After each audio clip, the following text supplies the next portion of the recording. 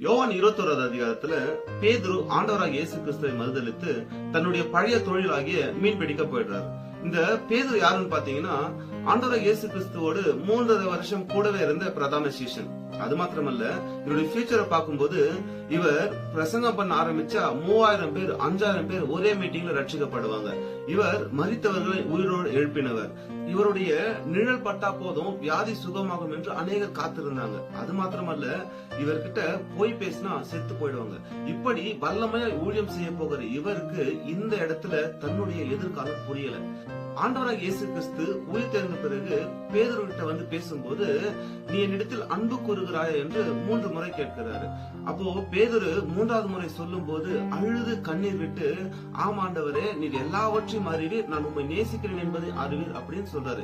என்னன்னா, பேதுருக்கு ஒரு over confident இருந்துச்சு. உங்க கூட இருக்கிற எல்லாரும் மறுதளிச்சாலும் நான் உங்களை மறுதளிக்க மாட்டேன் ஆண்டவரே அப்படின்னு சொன்னவர் தான் இவர்.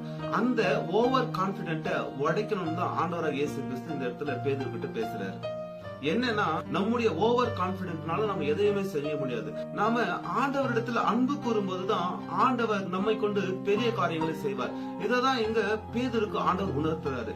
இன்றைக்கு ஒருவேளை உங்களுக்கு உங்களுடைய எதிர்காலம் புரியல அப்படின்னா, தயவு செய்து ஆண்டவரிடத்துல அன்பு கூறுங்க. அவர் உங்களை கொண்டு பெரிய பெரிய காரியங்களை செய்வார்.